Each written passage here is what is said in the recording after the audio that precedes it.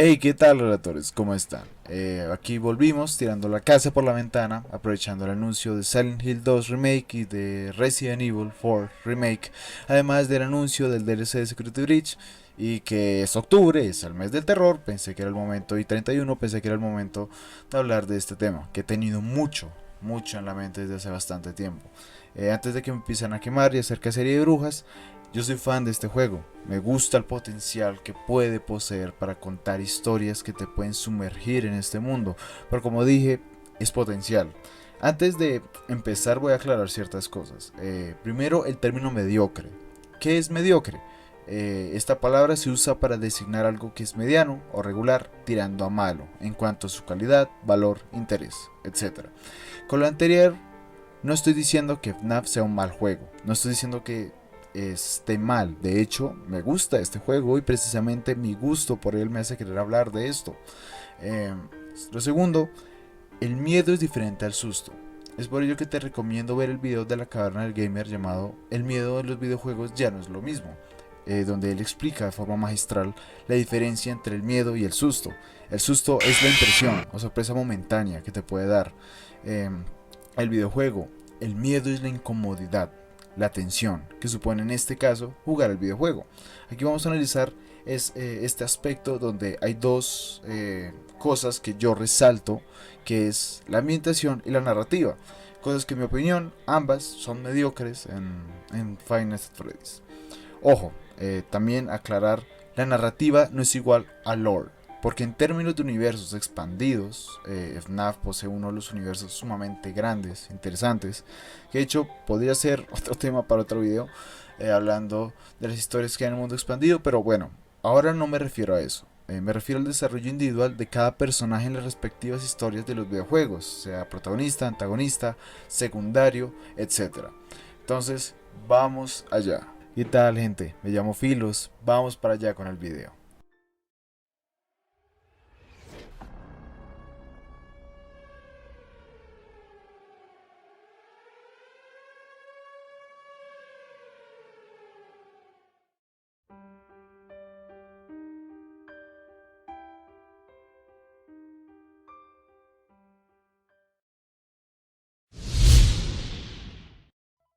Este punto es algo complejo, pues la ambientación es el poder de transmitir miedo, o sea, de transmitir incomodidad al jugador. Esto no es solo cuestión de ambiente, sino también de música, atmósfera.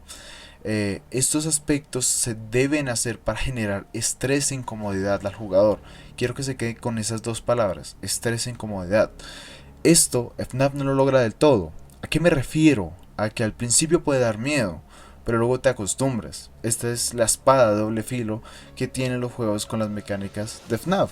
Antes del boom de esta saga, tú eras el que caminaba, tenías que encontrar al bicho, tenías que buscarlo y encontrarlo. Con el FNAF es diferente. Tú estás quieto, tú eres la presa que sufre el acecho del cazador. Solo tiene unas puertas de ayuda y las cámaras como guías, nada más. Pero estos son patrones. Puedes empezar a predecir los movimientos de los robots con el tiempo. Es por ello que estos juegos son mágicos al principio. Son mágicos si no lo has jugado antes, porque te acostumbras y después se pierde la magia. Es cierto que en FNAF 4 te puede dar impresión, te puede dar miedo, porque su jugabilidad incita esto, pero y el hecho también de que tu protagonista es un niño sufriendo, temeroso y que es vulnerable. Es por eso que en estas circunstancias puede valer, pero incluso aún en estas circunstancias sigue siendo difícil y termina cayendo en lo mismo. En Sister Location tienes más la sensación de miedo, más que de miedo, es la sensación de no saber nada, de que eres un ignorante acerca de que no sabes nada de lo que está sucediendo a tu alrededor. Pero exactamente le pasa lo mismo que a FNAF 4 y a todos los juegos de la franquicia. Se vuelve repetitivo. Por ejemplo, yo siempre pongo este ejemplo. Los fangames como Case Animatronics logra dar esa atmósfera de debilidad y tensión. En especial en el segundo juego, ya que hay más animatrónicos, hay una diversidad de robots y con cada uno de los robots los niveles cambian. Las mecánicas son diferentes. Esto te da la sensación de tensión, pues con cada nivel debes descubrir algo nuevo. La forma de sobrevivir a cada robot no es la misma al que sobrevives al anterior. Debes descubrirlo por sí mismo.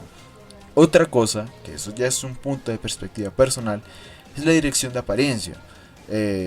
Los animatrónicos en Security Breach parecen robots de caramelo. Yo sé que siguen la filosofía del miedo del lobo con piel de cordero. Ver cosas bonitas no significa que su interior sea bonito, pero hay otras maneras de manejarlo. Debes tomarte en serio tu franquicia, tomarte en serio tu historia, hacerla realista y darle gravedad al videojuego, darle apariencia.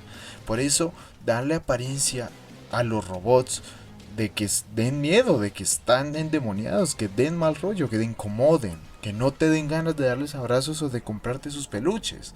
Por ejemplo, The Joy of Creation utiliza los diseños originales de los animatrónicos, les da un realismo, son imponentes, tenerlos enfrente es una muerte segura, debes recurrir a métodos más inteligentes, que ir enfrente a lo tonto, te incita a ser más inteligente, por eso tienes que escuchar, por eso el miedo que genera el escuchar las pisadas de los robots, sus cuerpos cayéndose a pedazos y lo único que los mantiene en pie es cazarte, ese hecho es aterrador. Eres un hombre en su casa que debe lidiar con estas cosas. Y yo sé que algunos me dirán, Scott en su momento no podía hacer un juego de libre movimiento por las limitaciones que tenía en su momento pues del computador, de los programas. Pero por ejemplo, miren a Finance at Freddy's Yours. Este juego mantiene la jugabilidad original, pero su estilo de arte, el ambiente es diferente. El ambiente parece desgastado, parece podrido. Los animatrónicos y su apariencia generan incomodidad al jugador, ya que no es agradable. Se toma en serio su historia y eso se refleja en su ambiente y cómo transmite al jugador esas cosas. Estos fangames llevan aspectos que poseen potencial de FNAF, pero lo llevan a otro nivel. La apariencia de los robots, su ambientación, su jugabilidad. Estos juegos llevan estas cosas a un nivel más grande y las mejoran, permitiéndonos ver la mediocridad en la que se encuentra la saga. FNAF te da un susto, pero no da miedo. Esta parte, el miedo, listo, se puede lograr por medio de estos elementos, pero hay otro que es incluso más importante. Si esta historia, la historia que rodea este juego, logra tener un desarrollo óptimo, de protagonistas, de personajes, de antagonistas, etc. Pero, aún así, hablando en este término, sigue sin haber mejora. Vamos a hablar de la narrativa de Five Nights at Freddy's. FNAF, FNAF, FNAF. FNAF y su historia es algo complejo, debido al contenido de novelas que hay que leer para darle cierta explicación a ciertas cosas de los videojuegos, aunque también es cierto que estas novelas no son canon. Bueno, pero a la vez sí, ya que tienen elementos que explican ciertas cosas de los videojuegos y pertenecen al lore del universo expandido. Bueno, es rarísimo. Pero volviendo a los videojuegos, en especial vamos a analizar al protagonista más usado o que más los jugadores han tenido que usar durante los videojuegos, que es Michael. Michael es un protagonista vacío, del cual debe suponer todo. Hay pocas cosas que sepamos con claridad de él. Por ejemplo, sabemos que es el causante de la muerte de su hermano menor. También es el hijo del hombre morado, William Afton. Esto pudiendo, por ejemplo, ser un importante tema y un gran motivo para desarrollar el personaje. Dejarle ver al espectador que este personaje que está utilizando en esta historia es una persona atormentada por sus pecados, que cada noche en la pizzería no se encuentra luchando contra los animatrónicos, está luchando contra sí mismo, contra sus miedos, la muerte de su hermano menor, la muerte de su hermana, la locura de su padre y cómo debe ver estos miedos de frente y hacer lo que mejor ha hecho en su vida, sobrevivir. ¿Qué va? Es un personaje vacío, es un personaje el cual nunca tiene un diálogo, el cual suponemos todo lo que puede llegar a sentir en estas circunstancias, pero nada más allá de la suposición de nosotros, los fans. Otro protagonista que tiene la saga es Cranshield, que de hecho tiene diálogos en cuadro de texto, no es mucho, pero bueno, por lo menos en ellos ves el maltrato de su hermano, el martirio psicológico que sufre el chico, la la peor pesadilla del niño no son los nightmares, es su familia, es su hermano, es Michael, que exacto, es el mismo Michael, el mismo protagonista de las demás historias. El niño no tiene diálogos de voz, pero tiene diálogos de cuadro de texto. Pero en el caso de Michael, Michael no tiene ninguno. Por lo que podemos llegar a esta conclusión. El niño llorón es mejor protagonista en un juego que Michael en 5.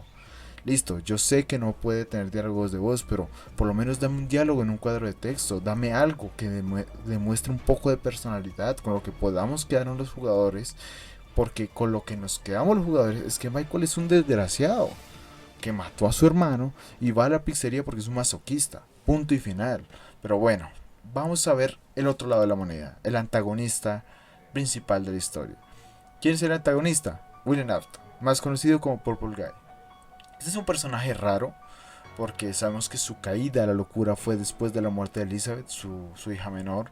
Pero también tenemos indicios de que ya estaba loco. Bueno, es un loco que quedó peor. Lo importante es que él tenía un deseo y él deseaba ser inmortal.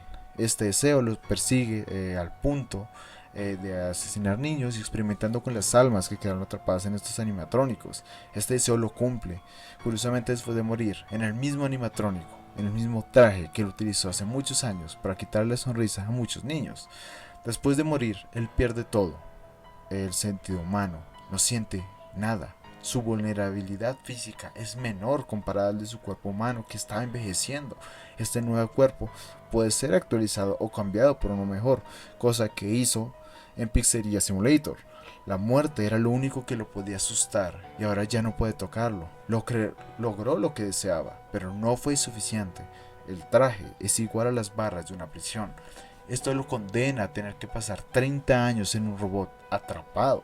Pese a que logró evitar la muerte, este tiempo lo empeora a nivel psicológico. Se vuelve ciego, no piensa como lo hacía en vida, ya no es tan inteligente, ya no hace esos mismos razonamientos, ya que no siente nada. Quiere sentir, pero solo está el vacío.